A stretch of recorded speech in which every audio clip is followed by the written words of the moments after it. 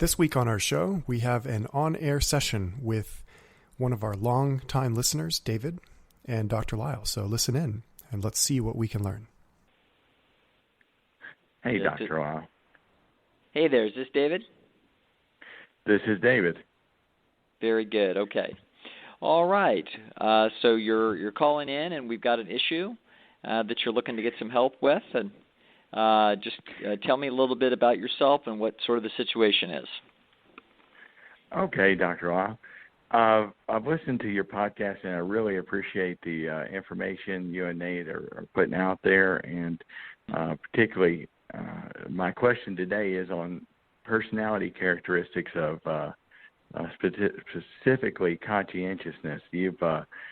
When you've talked about conscientiousness before a few times, it was really in the nature of friends as opposed to trading partners or even honorary friends or neighbors, and so forth, which I guess I classify as honorary friends.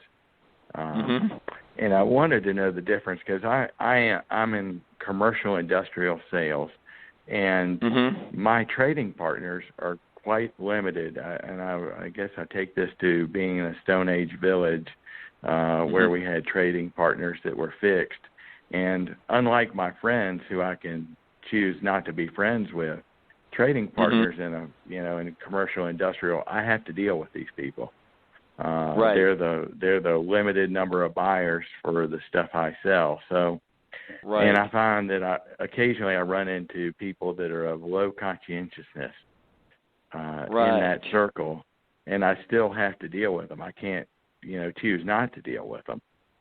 Right. And I was wondering if you had some tips on dealing with low conscientiousness when you're forced to. Okay. All right. Well, you can. We're going to need to get a little bit more specific, but the first thing that comes to mind. Are you ready for this? It's called written agreements. Okay. So the reason why we have civil law is for disagreeable people and for low conscientious people. If we had high conscientious, nice people running the world, we wouldn't even need courts. So that's the first thing that comes to mind. But tell me about what sorts of situations come up for you that are problematic, because you must have some people in mind that you're thinking of, and there must be some situations that you can recall that are, sort of stereotypic of the what's got you frustrated. Yes, well, I said I sell commercial and industrial equipment that's very specific, and before we and it's all built to order stuff, so it's not and it's not something we just have on the shelf and we give it to someone like you would go to Nordstrom's or Walmart and get, and then just take it back if it doesn't work.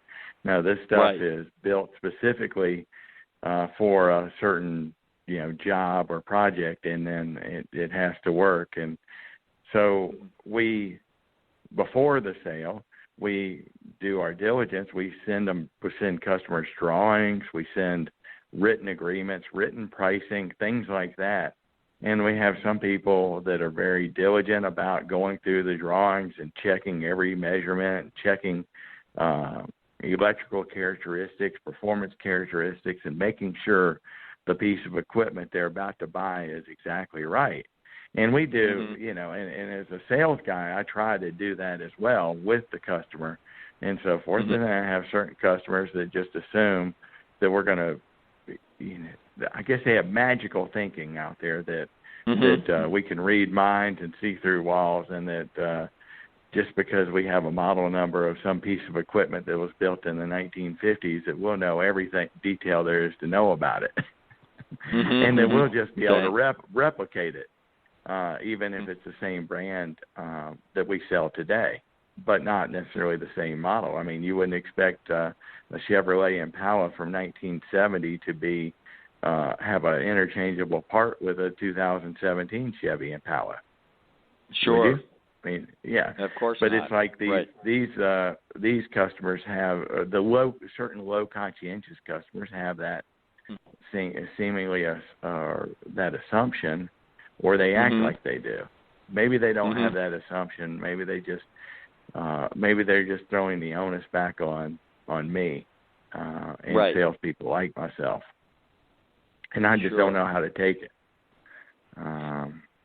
Okay, so so give me a typical kind of a typical scenario that comes up for you repetitively. So what I'm hearing is that there's complicated orders. Are these big? How big are these sales?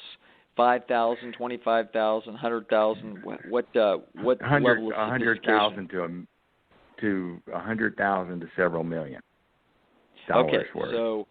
And these are what, some kind of fancy tools, machine tools, or things like that, or got it. Air conditioning equipment.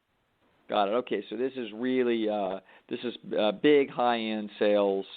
So very big. We're selling to big commercial real estate people, et cetera. Big clients. Right. Yeah. Got it. Okay. And so the people on the other end of this then. These have to be pretty fancy people, I would assume. In other words, they don't have dolts ordering their air conditioning, I wouldn't assume. So, who are you talking to? Yeah. It's a multiple level. We sell to mechanical contractors, and some of the mechanical contractors we sell to were mechanics and they work themselves up through the system. They started out as people that installed stuff. They're not necessarily engineers. Some of them are. It's a diverse crowd of a group of customers, but they could be what some people refer to as boiler room Bob, an engineer that sits at the bottom of the building, and so his gain of status is basically when someone like myself comes and sees him. That's the only status he gets. And the only other phone call he gets is when something's not working. He never gets a phone call when things are working right. Right. Of course. That makes sense. All right. So the problem starts when they've ordered some fancy unit, or is it parts or whole units that you sell? I sell whole units and things. Okay. So you're selling a whole unit, then what kind of problem would they be having with a whole unit coming there? That it doesn't fit in the right space, or that it's not the right unit, or what's... Okay. Doesn't fit, doesn't have the right power characteristics, voltage, or just not the type. And it could be something as simple as where we sent them drawings and specifications of what we were about to order, and they didn't bother to look at them, or pass them on to their electrical contractor and sub, and then therefore, once the piece of equipment's made and they've got a crane, $50,000 or $60,000 crane set up to lift this unit up to the penthouse of a building or to a roof, then they find out, oh, this isn't right. David, it's your fault. Okay, all right. I got a question for you. So let me think about this. So the timing on these things, you're talking to these people in March, and then this thing takes place in June, or what's the time delay? When's the last time? Yeah. Really, they're very long cycle sales. Some of them can happen as short as a week between the time we prepare a bid or a quote until it's ordered, and then it usually takes about 12 weeks until it's installed or produced and installed, and then some of them can take 2 or 3 years. Okay. Depending on the type of project. All right. So the way you're seeing this is, this is just sort of curious to me. You're seeing this as, so do you see, for example, in the different transactions that you observe, people that you work with, that there are people who get it right, and therefore there's no problems, or effectively no problems that could have been anticipated, and then there's people that are essentially flaking out and not paying attention to these details? Is that what you're observing? That's exactly it. Yes, in the collective group of customers I have, there's all different types. There's some that will pepper me. They'll look at things. They'll pepper me with questions back and forth. We'll get them answers. We'll make changes. And then when the equipment is ordered and shipped and everything works like fits like a glove, and like a fine-tuned machine. And then others that just I can call them, I can send them details, I can ask them to double check things, and then there's going to be a problem. And it seems to be that there's certain people, and I'm from my standpoint, I see those are, these people come up, and it's, from listening to you, it's realization to me that this is some sort of personality thing with it between myself and them. And I'm not saying the problem's not mine. It could be that maybe I need to step up my conscientiousness or diligence for these low conscientious people. Right. Yes, I mean that's really good thinking, David. And now I just want to ask you just one little side question, and that is, if you had to estimate how much of this problem might be an IQ issue, that they're just not that detail oriented and not that smart, as opposed to just sheer conscientiousness. Any guesstimate that that is playing a part in this, or do we just feel like that they should be able to do this, they could do it, but they're not? No, I know I don't see it as an IQ issue because if they actually work themselves up to this, they work themselves up because they are actually bright enough and they understood things and so forth. And I would say for the most part, now there might be one or two out there. Right. But I would say for the most part, no, it's not IQ. I think they are smart people, and that as far as this realm of expertise in this area or field of air conditioning and project management, I think they do a fairly good job. And I think they're competent. Excuse me, I'm not necessarily do a good job, but they're competent. They're and competent. They should be able to recognize. Right, so it's a question that they're just sort of flaking out and not giving the attention to detail. Yes, that's the way I see it. Yeah. Right. Okay. Well, I would say that the following. I mean, I can't right off the top of my head. I have, a few things that come to mind for strategies. Whenever we're going to give anybody bad news, we always want to blame somebody else. And so this is a standard technique that I call blame Big Louie. Like, never take responsibility for anything. That's my general strategy. And so if we're going to put a little bit extra heat on these people and make their lives a little bit more uncomfortable to respond to some demands for details, et cetera, and for double check, triple checking, we want to blame somebody. So we want to blame. You would sort of want to talk this over with whoever your direct report is, and explain that we have these problems with this subset of people, and you need some kind of leverage, somebody to blame about why you have to be a pain in the ass to them. See, it's not that you have an issue with them. It's that Big Louie, your boss has an issue.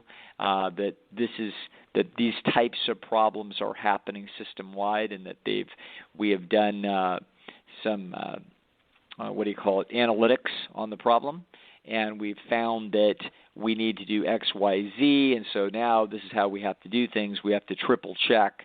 We used to be able to just leave it to you, and that's generally fine, but we can't do that anymore.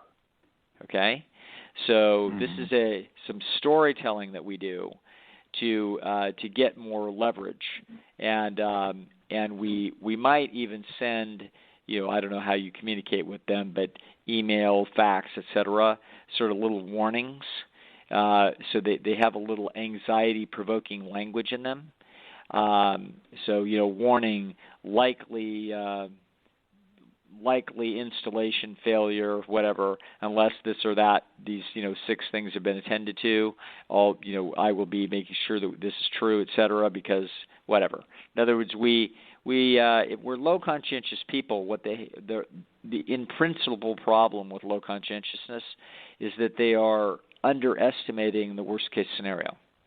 The hyper conscientious person has been selected out by evolution because they have spent too much time and energy worrying about the worst case scenario. That's why the bell curve looks like the bell curve, whereas what you and I would call reasonably conscientious dominates the bell curve, and the two tail ends of this thing have less people in those tail ends. Now, the hyper conscientious people make great employees. You know, they're terrific credit risks. They're just fine people. We like them. Okay? So that's all good. But the problem is that the half of the people are below the midline on the bell curve for conscientiousness. And so I can see how some people that are sort of swimming around at the 40th or 50th percentile or even 30th percentile for conscientiousness, but probably 50th percentile for conscientiousness, could rise in a system like this well enough. And at 50th percentile conscientiousness, they're not egregious. They're just kind of mediocre. And the problem is that when we start getting something with a lot of technical specifications and it's actually going to be a tight fit to make sure that everything's right, they just don't have the mental anxiety that will cause them to drill into the details and make sure that's right no matter if you're warning them. Okay? So the in principle solution is to scare them. In other words, increase their probability that there's a disaster looming. And so if we're going to do that, we want to blame somebody else, that we aren't the ones that are actually riding herd on them, that this is being passed down to us, and we are as gently as possible passing it on to them, but we've got some urgency in our communications. Okay? Mm-hmm. So that's how I would do it. All right. I'm not immediately coming up with anything else other than that, but that's what I would do. So I'd have my emails for my diligent people, and I'd have my emails for my not so diligent people. And my emails for my not so diligent people would have a little bit of some creative bending of the story to put some additional pressure on them through no fault of your own. That's how I would do it. Okay. All right. Okay. Yes, sir. Yes, sir. And in the same lines along conscientiousness, I have a question about one of my neighbors. I live in a high-rise condominium, and so I have 300 neighbors that we all share the same elevators and so forth like that. Mm-hmm. One of my neighbors, we have a brand new stadium in Atlanta right down the road from our house. So quite a few of our neighbors bought season tickets for the Atlanta Braves this year. And one of my neighbors, and maybe I should have recognized this ahead of time, I guess ran into financial straits and wanted to sell the tickets and or sell his tickets. And he finally lowered the price such that I said, well, yeah, I'll do that. And then he offered me to buy only half of them. So I said, great, because going to 81 baseball games in a year is almost like having a second job, or it's actually having a job. Yes, right. So I bought this half the season tickets from the guy, and I found out after I bought them that the guy is also very low conscientious, and we split the tickets, but he uses the electronic method of tickets. I use the old-fashioned hand tickets. And I found that there were a couple of situations, a couple of times where he's actually sold his electronic tickets to the games I had the hard tickets to. And when I confront him about it, I get no response whatsoever. Yeah. Oh, that's lovely. I just I just don't know how to deal with someone of that low conscientiousness. And I would, all my neighbors that are not friends, I would classify them like you did in the Milgram experiment. They're honorary friends. And so how do you deal with honorary friends that are low conscientious? Oh, brother. This is precisely why 2 doors down from me, there's a guy that actually makes his living as a gardener. And my next door neighbor told me, "Oh yeah, you should hire this guy. He's a very, very good gardener. His house looks great. He's got the best looking house on the street." And so he hired, so my next door neighbor, what I'm saying is the gardener has the best looking house on the street. My next door neighbor's got a pretty nice yard, and the gardener take care of it. And then suddenly, so this went on for several years, and then suddenly the last few months I've seen my next door neighbor mowing his own lawn. So what do we have? We had a falling out, okay, because we had a business deal with our neighbor, which is always a bad idea. So so to some extent, you kind of asked for it. I guess it's really probably not particularly uncomfortable. Do you see this guy much, or do you feel uncomfortable about it, or is the main thing that you're not uncomfortable about it? It's just your issue that you got a problem. You don't know whether your tickets are good or not. Well, yeah, and actually the Atlanta Braves were nice enough. They could look at the system and tell me which tickets he stole from. But I just cannot imagine being of so low conscientiousness, thinking that you would not run into me on the elevator, and how would you deal with it? I just can't imagine that there are people of that conscientious level walking around the earth that don't see these things coming and realize that people will actually take exception. And I'm not a violent person, but Sure. You wouldn't do this in New York City to a mobster, would you? Of course not. Yeah, it's actually fascinating. Like how much monetary loss are we talking about? Probably. Oh, well, for each game, I guess the tickets are about $50 a seat and so forth. But actually, the Braves did me right the last time it happened. I go to the ticket resolution office. They saw where the guy sold the tickets on StubHub, and they handed me 2 tickets. And I think they backed it out because everything's kind of interlinked through their website. So I think they backed the money out that he made through StubHub to pay for the tickets they handed me. Wow. Okay. So this is all is I'm sure okay with some hassle, right? I guess you're just astonished.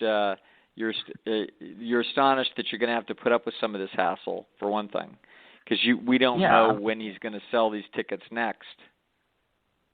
That's exactly true, and I'm just astonished that there would be people walking around again that would do other people that way. And it's not like I'm on the other side of the country. I'm in his own building. No. Well, that's because you've never visited a state prison. Okay.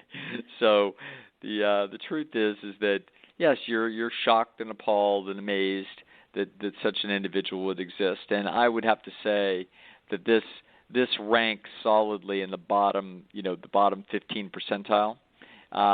But it doesn't rank in the bottom 3 percentile for behavior.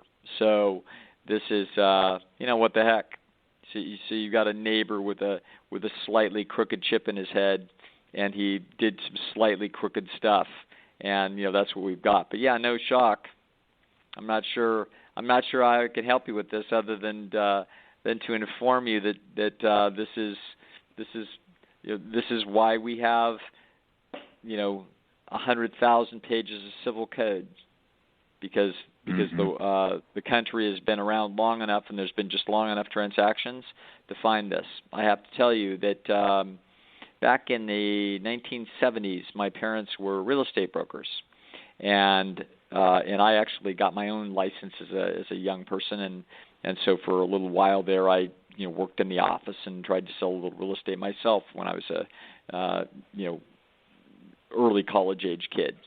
And the contracts were a page long, and then within a few years they had amended the contract in California Association of Realtors contract, and it was about a page and a half or a page and 2/3. It was a little more complicated contract. And it seemed like a pain in the neck, because when you were going down through a contract with a client, now you had to go over 27 items instead of the 13 items that had been on there a couple of years earlier. Today, if you sign a real estate contract in California, there's, it's about 6, 7, 8 pages long. So what you're looking at is the history of litigation over the last 40 years. That's what you're looking at.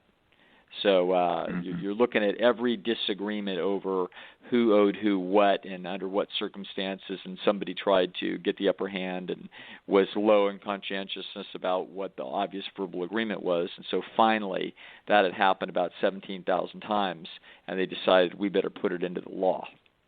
Okay? So there you go. So no worries. Such is life. This is a classic example of a first world problem. So don't do big transactions with your neighbors over verbal contracts. Fortunately, this is a fairly minor league deal, but don't buy the guy's used car. Yeah, you're exactly right. And next year I will not be buying his season tickets or split. Well, if I do, I will take the whole season and not try splitting them with him where I have to have him having control. You sound like over a glutton for punishment. I wouldn't be anywhere near this guy. Yeah. Okay. Well, that's more than likely what will happen anyway. Well, I do have other questions if you have time, and I guess these could be edited. Sure, go right ahead. I had a couple other questions. I have one follow-up on your the spectacular altruist discussion you had the other day about the female. What about, and this kind of ties into my question last week that I asked, or that Nate read my email from about status seeking, and or what I misunderstood is not your lack of status seeking, but your lack of successful status seeking. You described the girl is a spectacular altruist. Is one of the potential reasons she was doing what she did. What about people in this world that are altruistic, that aren't looking for status? People that make donations anonymously, or people, even when I'm going out early in the morning when it's still dark, I see people out walking around with trash bags picking up trash, and no one would see them. And so obviously it's not about status seeking in those cases. And I just, are they missing an opportunity? And if Dr. Lisle, if I'm trying to increase my mate status in the village, should I make sure I go pick up trash during the daytime only? Yeah, and wear bright yellow, but not. Yeah, absolutely. No, here's the thing. The way to think about this, the altruistic behavior is just a subset of all behavior, and all behavior is considered by the brain through the lens of cost-benefit analysis. And the cost-benefit analytics that the brain runs is it's running those cost-benefit analytics on gene survival. And so in the case of altruistic behavior, there would be a potential number of reasons why it is that people would do altruistic behavior. So the most classic altruistic behavior would be the resources of a mother giving it to their child. Okay, so the mother is actually doing something costly to herself, but we don't really recognize it as altruism because it's so close to us as a species. It seems so reasonable. It's just, quote, what a good mother does. But the truth is that this is altruistic behavior. So if the mother is putting energy at directing resources to their child, there are less resources directed towards themselves personally, and therefore they, in principle, are reducing their own likelihood of survival, and they are increasing the likelihood of their child's survival. Now, people might say, that seems a little odd, Doug, to be talking about if a mom slices up an apple and hands it to her son. Is this altruistic behavior? And the answer is yes, it is, in an infinitesimal way. And so there has to be a reason for it. And the reason in this case is that the son is carrying half of her genes, and he's a beneficiary of this behavior. So the brain is designed by nature to compute whether or not that this would be a a behavior that would be ultimately beneficial in terms of gene success probabilities as we play out this situation over the next 1,000 years. So 1,000 years from now, the genes in that female, are they more likely to be on the planet because she is cutting that apple for her son than if she didn't cut the apple for her son? And the answer is yes. Now, it would be exceedingly difficult to measure that, but it wouldn't be so difficult to measure it if we looked at it, for example, over the course of that child's development. So a mother that would give more of that type of energy to her son, particularly if you start thinking about harsh conditions of a Stone Age environment, and you start realizing that the resource flow from mother to son there, the difference of how much resources flow from mother to son could easily statistically influence the likelihood of that son's survival to adulthood and therefore to reproductive success. So we see that the altruism within the family is neither surprising, but if we shrug our shoulders and don't look deeply enough about the cause, then we'll miss something extremely important, which is that the behavior is motivated just like any other behavior. It's motivated within a matrix of possible options for behavior, and it simply is selected as a behavioral option because it looks like it's an efficient way to essentially answer the question that all animal brains are trying to answer, which is what is the next thing that I can do that is most valuable to statistically enhance gene survival. So that's the solution to the Gordian knot of trying to figure out what is driving behavior is ultimately, or actually to be very specific, that is what drove those are the constraints that shaped the animal, both its body and its behavior that you see today in any species, is that is the question that nature is attempting to solve. So therefore, when you see altruistic behavior in humans, you're not seeing anything fantastical or bizarre or noble, or you can call it whatever you want. It is interesting behavior because it's not obviously self-interested. It is opaquely self-interested. And so that doesn't mean, by the way, that other people don't benefit. It just means that they benefit.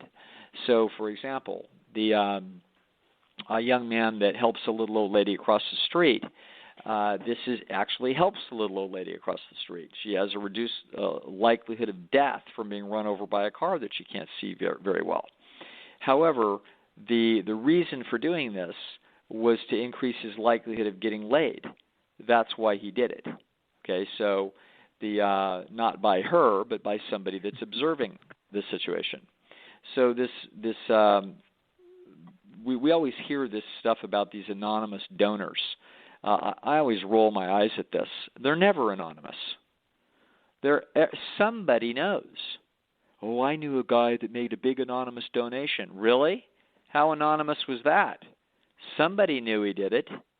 That somebody might well have been some female that he was trying to impress. Why would it be anonymous? Why wouldn't he shout it from the rooftops? Well, perhaps it's more awesome.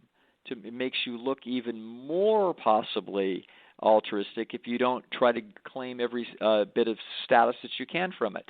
There are other reasons to be anonymous about making donations. For example, it can be very costly to be Bill Gates, where everybody's coming after you as if you're a chunk of meat and they're a bunch of piranhas, and everybody wants a piece of your time and energy. And so instead, what you want to do is you may want to get status from select individuals and situations in the world, but you don't want to put up with a bunch of riffraff that you don't want to have to hassle. Remember, happiness comes from earning esteem in the right way from the people that matter. If you're going to be a philanthropist, you're going to want to think through who matters to me, okay, and how am I going to go about getting this esteem from them? Am I doing this in the right way? And so that doesn't mean we make $1 million donation to, I don't know, some cat hotel, and then we shot it from the rooftops so that all the other cat hotels and dog hotels in the Western Hemisphere are going to come after us for money. That was going to be too much hassle. So altruistic behavior is curious and interesting, and in fact, it was an extraordinary puzzle for human beings to solve, and it appeared to be violating what we thought was the underpinnings of biology, which was survival of the fittest.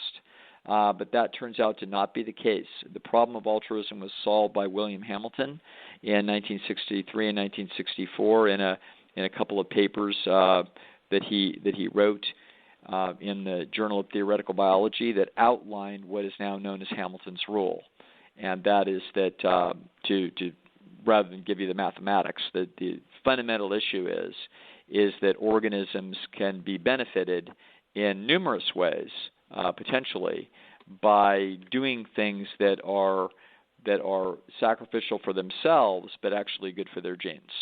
So the mom can work herself to the bone, scrubbing floors in a hospital, and actually have a pretty rough life. But as she denies herself any and all pleasures, she's making sure that her son gets a college education. And in doing so, the genes are actually being selfish. In other words, the genes are saying, I don't really care what happens to you, I care what happens to us, the genes. And therefore, the woman feels tremendously motivated to do self-sacrificial behavior in order that her genes are actually benefited. So that is the Hamilton solves the problem first with respect to obviously what we call kin. So it's also known as kin selection theory, but it also becomes wider than that. So as soon as that principle is recognized, now we have many different ways that the genes can be selfishly served by self-sacrificial behavior. And one of them is to become spectacularly altruistic. That is to be very giving, very essentially display that one has the excess energy and resources in order to give to others, and have this be observed, and therefore indicate in the ability to be able to do this that one has superior genes. And that makes one sexier, is what it does. And so this is now to back up for 1 second and take a breath. The people will often get twisted up and upset about this because they will do altruistic things and they will swear on the Bible that they are not doing this for any reason that they can see. This is very possibly true. The system it isn't necessary for the system to understand why it's doing what it's doing.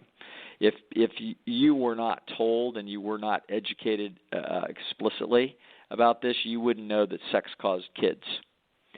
No other species knows this, and they don't have a clue. So there can be very important, in fact, critical behaviors that are being done by organisms, and they don't have any insight into why it is that they're doing what they're doing. What's going on is they're blind unconscious programs that have been coded by the DNA as being effective. So altruistic behavior in humans is a complex set of behaviors that take place under certain conditions, and those certain conditions are if we look and we scratch our way through those, let me tell you what they are not. They are not taking place under situations where the individual has no possible reasonable hope of benefiting. That is not how altruistic behavior is selected. Altruistic behavior is selected under conditions where the neural circuits selected by evolution have determined that there are relationships between that individual and circumstances in their social environment that dictate that if they do certain behaviors, their genes are more likely to wind up in succeeding generations. So, for example, and I'll take a breath here so people can absorb this thinking. This is why people want to be doctors. People want to be doctors. If you ask some 17-year-old bright kid why he wants to be a doctor, yeah, he wants to have a cool Jaguar, a big house, and a pretty wife. But one of the things that's at the forefront of his mind is, I want to save people's lives. And the reason he wants to save people's lives is, if he can save people's lives, he's extremely valuable. And therefore he gets tremendous cachet.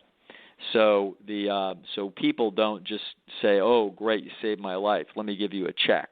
That's not what they say. What they say is, "Thank you, thank you, thank you, thank you, thank you. Oh my God, thank you." Okay?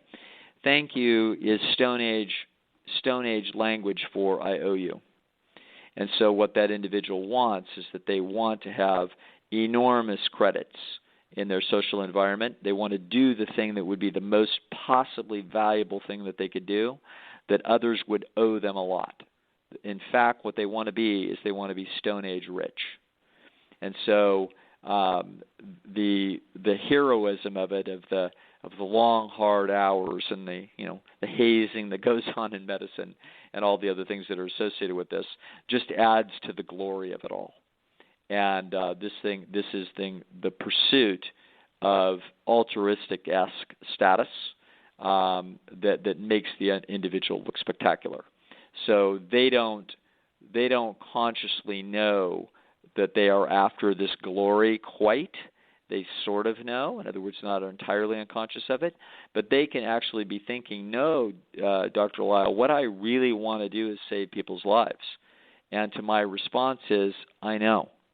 You really do want to figure out the most valuable thing that you can give the village, but the reason why you want to give people the most valuable thing that you can give them is so that you can get as much as you can get. And by getting, what I mean is reproductively relevant resources, not just a check, not just a pension, not just a Jaguar, even though, believe me, the little munchkins are calculating those issues, but the most important thing that they're after is status. And status is not sought for no reason. It's sought for absolutely very recognizable survival and reproductive reasons. And so they are seeking greater sexual cachet and greater insurance from the village in terms of their value and therefore greater safety. So, altruism was in fact. So this is a great question and a fascinating problem in understanding human nature that had mystified all analysis until Hamilton figures it out in the early 60s. Since that time, it's exceedingly clear that the altruistic behavior that you see in human beings is part and parcel of all behavior that you see in humans, and it's not, and actually part and parcel of all behavior that you see throughout the animal kingdom. So you will also see altruistic behavior in the animal kingdom. It will take place under specified conditions as per that species. Humans are the same. So they have altruistic behavior that will take place under specified person social environment conditions that are advantageous for the altruist in order to execute those behaviors, and they will have the feelings that will cause them to, quote, want to be helpful, and that is the ultimate reason for that. So when people are out picking up trash, it could very, very likely be that they can't save anybody's life because they can't cut out an appendix. So they're doing something that they can do. They are being observed because somebody saw them. They're not out there at 3 a.m. with infrared goggles doing it. So there's reasons to believe, and also if they do it, they can reliably report that they do it. So if it was truly altruistic, we would follow those people around, and if we said, "Do you do anything for your fellow man for which you don't actually receive any payment?" They would say, and don't tell us if you don't want to. "Oh, yes, I do. I get up in the morning, and this is what I do." And so there are all kinds of ways that the altruistic individual has to scheme, and like I said, not in any underhanded, nasty fashion. This is a fascinating characteristic of humans that we do this, but there are reasons why it is that they do what they do, and those reasons have deep biological roots. Mm-hmm. All right? Yes, sir. Okay. All right. That was a mouthful. All right. Well, if we now, how do you say that in animal species like dogs and cats, is the altruism just from the mother to the offspring, or do you see it in other ways too. And yes. are the dogs and cats or birds that do this or species, are they conscious of the fact that it's altruistic behavior? Well, of course not. They're not conscious of anything. Yeah. But they're doing it nonetheless. So, for example, in the Arabian babbler, which is a little desert bird, what will happen is that the males defend the little group of birds, and it's dangerous. These are little birds, and there's predators that try to get these birds, and so the males will patrol the outside of the pack, and it's going to turn out that the males are rather nasty to other males that want to do it. So it's only the biggest, toughest, strongest males that are allowed to do this, and they get all bent out of shape if any of the junior males want to do it. So what you're seeing is altruistic behavior in the sense that they are risking their own hide to get this done. However, the payoff here is fairly obvious, and that is that they are quote higher in status as a result of doing this, and that they mate differentially more successfully than the males that do not do this. So this is akin to that the Marines are looking for a few good men. You know, military is a essentially quasi-altruistic kind of a thing, but we recognize that young men, for example, that go into the military aren't going in for nothing. The women that go into the military, everybody's got their own agendas, but looking to be heroic and putting your life on the line, etc. This is very much akin to the Arabian babbler, and it enhances these people's mating status in the world and their status in general. Mm-hmm. So they're vaguely aware of this. You see what I'm saying? They're not. I mean, people have awareness of these things. They're not. All the dots aren't lined up in their head exactly how this all translates into their agendas in life. They don't know. They actually, a lot of them could tell you they've got remarkable insight. If I get into the Marine Corps, then I'm going to be sexier and I'm going to get laid by a fancier bunch of if it's a young man, then he's looking at better looking women and more successful with the ladies if he's a Marine. There's no question about that. And the motto of the Marine Corps is first to fight. Okay? So we are the first ones in. We are the ones in the line of fire. We're the ones with the guts. We are the exoskeleton of this village. We are the Arabian babbler. Okay? We are the most spectacularly altruistic group. And there's a reason why there is extra cachet for that, and there is. You know, somebody probably could run an interesting study for somebody's doctoral thesis to see how many what we're going to call casual mating copulations take place if you're a Marine rather than regular Army. Okay, and I'll just bet you it's at least 1.2 to 1. Okay, so it's there. There's some leverage there, but who knows how we would find it. Well, and if he's a Marine that plays guitar, then that really puts it over the top, doesn't it? There you go. There you go, David. You're integrating it nicely. You got it all together. Okay. All right. Do you have anything else, or I think go ahead. Yeah.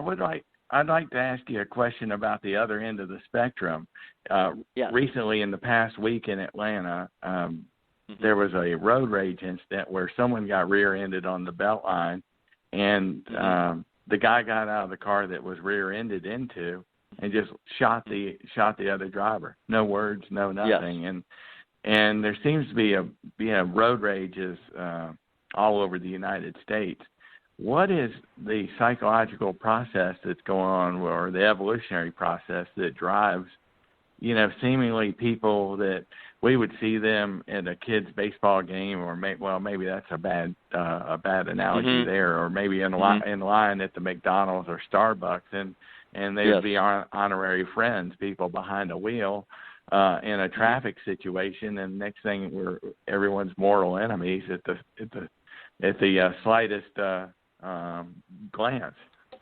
They're really not. See, you're looking at this through the wrong lens. Road rage incidents are exceedingly rare. And in fact, people, there's a lot of irritation in high density traffic, and there are feelings when people crowd up to you, or if they hit you, or they cut off in front of you, that they're not playing fair.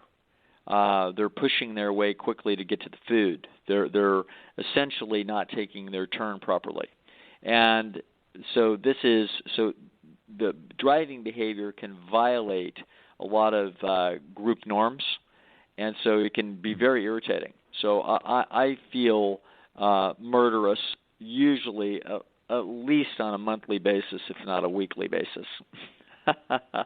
My pet peeve is people tailgating behind me. If I'm doing 70 miles an hour and somebody's 2 car lengths back, I'm extremely irritated, and I feel like taking out a 45 and just poking through the passenger window, just if there's nobody there, to just warn the jerk that he should be 7 car lengths back, so he's not threatening my survival. It's infuriating to me that people are so ignorant about this. And unfortunately, I will die before the world ever gets educated about this problem. They will eventually be educated because they'll all be driven by computers, and the computers won't mess this up. They'll have an appropriate length for the optimal safety of the people that are riding in the car. But for now, we have to deal with bonehead individuals that don't understand just how dangerous that situation potentially is, and what I would say is unnecessarily dangerous. So the point is that these traffic dynamics are going to cause a great deal of irritation for people, and once in a blue moon, literally, out of millions and millions and millions of incidents, there will be somebody, always a male, that obviously with high testosterone. It's not likely to be a 70-year-old male. It's not even likely to be a 55-year-old male. It's very likely to be a male 40 years or under, highly testosteronized male that is, highly, a personality with a great deal of disagreeability in it, or he wouldn't have a gun in the back of his car. And so all of these things come together, and, if you light enough dead fireworks, sooner or later one of them is going to go off. And that's actually what you're looking at. So you're looking at an exceedingly rare behavior that, to me, is actually surprising that it doesn't happen more often. But it's obviously a sensational behavior that gets reported in the press. But our intuition about how common it is being distorted by media. It's actually exceedingly uncommon behavior. Okay? So what you're saying drives it is the high disagreeability of those drivers, yes. And the high yes. Okay. Right. It's high disagreeable. It's the high testosterone that you're looking at. That's who it's always going to be. They're going to be overwhelmingly low conscientious and disagreeable. In other words, they're starting to lean towards being sociopathic, even though they're not. They don't necessarily have to be sociopathic, but you're talking about disagreeable low conscientiousness. So just about, but we can see that their behavior is not actually freakish, because that same thing gets rehearsed in my head. I don't have a gun in my car, but I'm thinking about it when people are essentially doing things that I consider to be dangerous to me, and that cause considerable distress for me. And so I have these same kind of violent fantasies, and violent fantasies are the precursors for violent behavior. So obviously you can have a million violent fantasies before you ever have a violent act, but you are statistically increasing the likelihood as you have these kinds of sort of norm-breaking behaviors taking place with cars, that if you were having them with people in a small space, you would also get a great deal of irritation. So if people are crowding, and they're crowding behind you at a movie theater, and they're bumping into you from behind, you're very annoyed. You're like, hey, what are you doing? You see what I'm saying? In the Stone Age, that kind of behavior, unnecessarily crowding you, is grounds for turning around and clocking somebody. And so that's essentially what it is that you're saying. And traffic certainly well, I think, a high load, high stress. Right. Yes, you got it. Yeah. All right, sir. Okay. I think that's probably enough for one evening. But, all right, Dr. but thank you for calling. You bet. Good questions. Thanks for calling, and thanks for listening.